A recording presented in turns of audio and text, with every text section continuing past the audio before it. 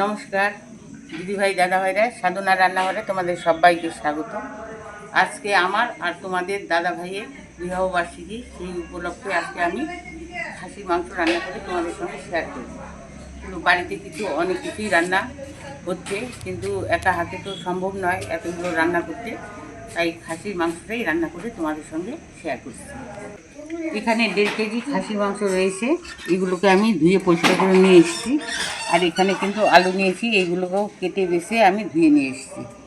আর এখানে কিছু বাটা মশলা রয়েছে, আর এখানে কিছু গুঁড়ো মশলা রয়েছে, আর এখানে তেল রয়েছে। সবার প্রথমে আগে মাংসটাকে আমি ম্যারিনেট করে নেব। প্রথমে আমি মাংসটাকে ম্যারিনেট করার জন্য সর্ষের তেল 1 বাটি দিয়ে দিচ্ছি।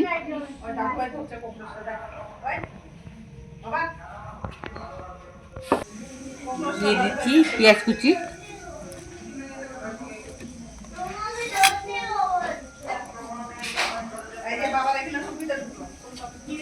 এক মুঠো রসুন নিয়েছি থেতো করে, এটাকেও দিয়ে দিচ্ছি। এখানে আদা বাটা, এটাও দিয়ে দিচ্ছি। এখানে গোলমরিচের বাটা আছে, কাঁচা লঙ্কা বাটা, এটাকে আমি পরে দেব। এখানে ধনে গুঁড়ো, জিরে গুঁড়ো, কাশ্মীরি লাল লঙ্কার গুঁড়ো, ঝাল লঙ্কার গুঁড়ো, হলুদ গুঁড়ো, এগুলোকেও একসঙ্গে দিয়ে দিচ্ছি।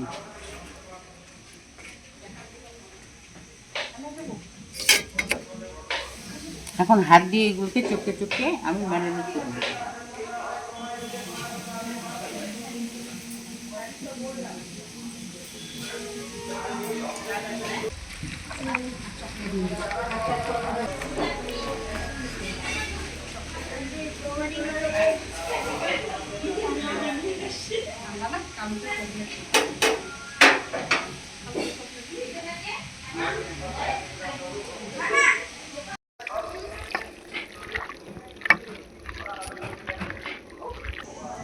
মাংসটাকে আমি 15 মিনিট ম্যারিনেট করে নিলাম। এখন ঢাকা দিয়ে 10 মিনিট আমি রেস্টে রেখে দেবো।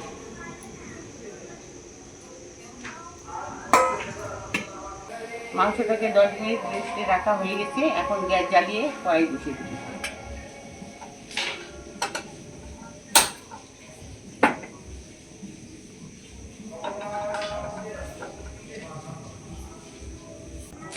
গ্যাসে কড়াই বসিয়ে দিয়েছি। ম্যারিনেট করা মাংসটা আমি সরাসরি এই কড়াইতে দিয়ে দিচ্ছি। আজকে আমি হাতে মেখে এই কাঁচা পাক রান্না করবো, কোনো রকম ফোড়ন করবো না। এইভাবে মাংস রান্না করতে কিন্তু খেতে দারুণ লাগে।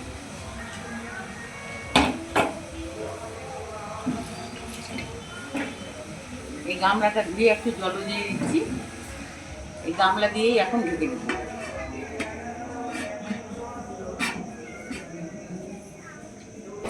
মাংসটা বসানো 3-4 মিনিট হয়ে গেছে। ঢাকাটাকে তুলে মাংসটাকে নেড়ে ফেলছি।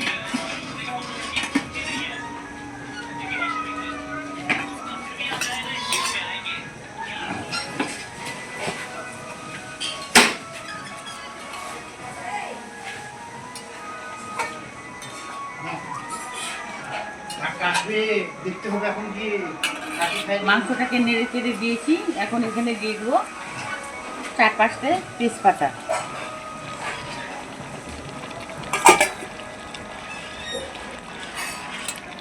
আর কাঁচা লঙ্কা বাটা, গোলমরিচ বাটা এখন দিয়ে দেবো।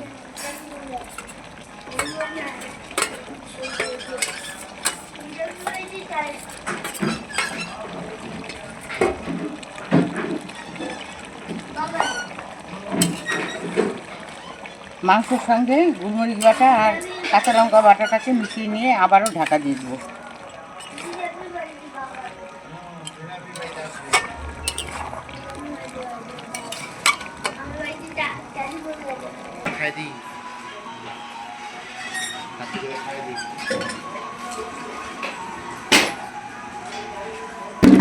দিদিভাই দাদাভাইরা, মাংসটাকে ঢাকা তুলে একবার নেড়ে চেড়ে দিয়েছি, আবারও ঢাকাটা তুলে নেব।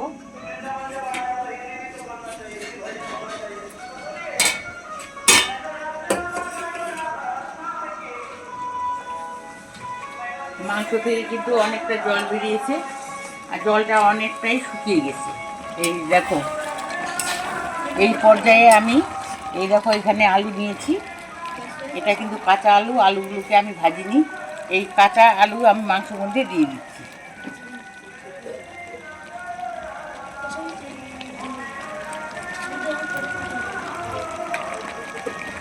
এইভাবে রান্না করলেও কিন্তু খেতে অসাধারণ লাগে। একবার হলো তোমরা এইভাবে রান্না করে খেয়ে দেখো, খেতে কিন্তু ভালো লাগবে।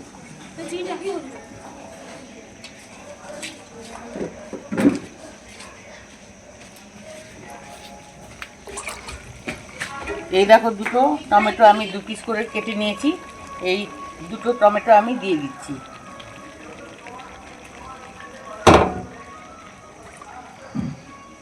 এখন স্বাদ মতো লবণ দিয়ে দেবো।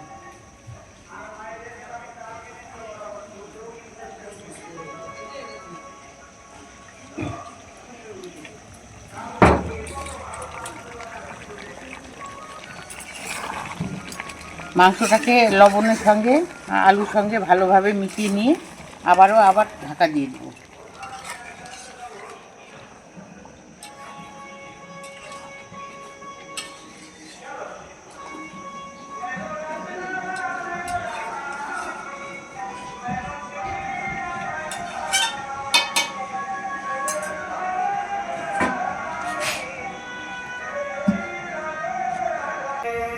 কিছুক্ষণ পর আবারও ঢাকাটাকে তুলে নিচ্ছি।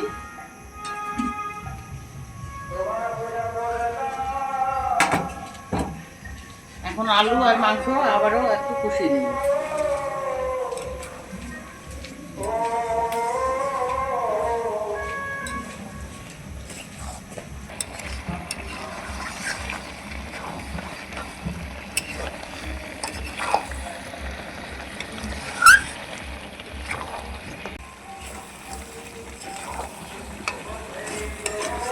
আলু আর মাংস কষানো হয়ে গেল। এখন ঝোলের জন্য জল দিয়ে দেব।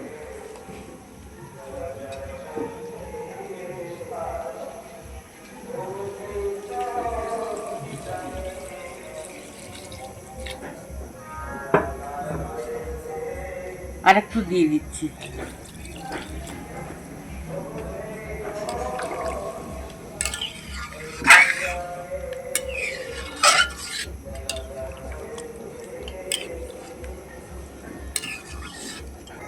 এখন আলু আর মাংস ভালোভাবে সিদ্ধ হওয়ার জন্য আবার ঢেকে দিচ্ছি।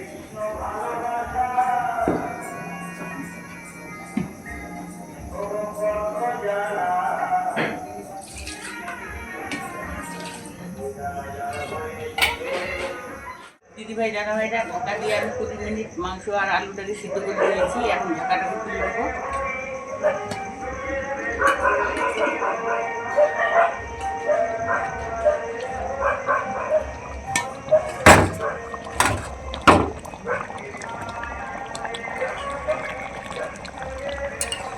এখন মাংসটা ভালোভাবে সিদ্ধ হয়ে গেছে। এই দেখো একবারে সিদ্ধ হয়ে গেছে মাংস আর আলু। কেটে দেখাচ্ছি। এখন গরম মশলা ছড়িয়ে গ্যাসের জালটাকে আমি অফ করে দেবো।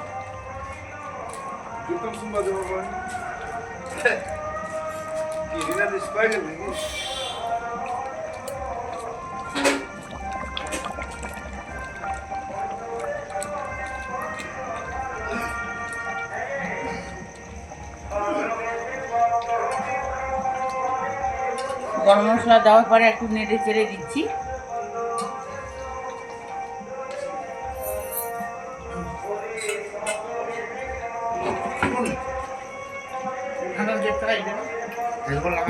গ্যাসের আঁচটাকে আমি বন্ধ করে দিচ্ছি আর 5 মিনিট এইভাবে ঢাকা দিয়ে রাখবো। গরম মশলার গন্ধটা মাংসের মধ্যে ভালোভাবে ঢুকে যাবে। দিদিভাই দাদাভাইরা 5 মিনিট ঢাকা দিয়ে মাংসটাকে রেখেছি। এখন ঢাকাটা তুলে নেব।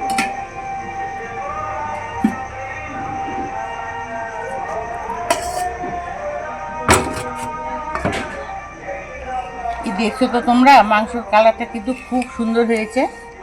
এই দেখো আমি যেভাবে রান্না করেছি দেখতে কিন্তু অপূর্ব হয়েছে। তো একবার হলো আমার মতো করে তোমরা এইভাবে রান্না করে খাবে, খেতে কিন্তু এইভাবে দারুণ লাগে। আজকের জন্য ভিডিওটা এখানেই শেষ করে দিচ্ছি। তোমরা ভালো থেকো, সুস্থ থেকো। আর যে সকল দিদিভাই দাদাভাইরা আমার চ্যানেলটাকে সাবস্ক্রাইব করেনি, সাবস্ক্রাইব করার অনুরোধ রইল। আজকের জন্য টাটা।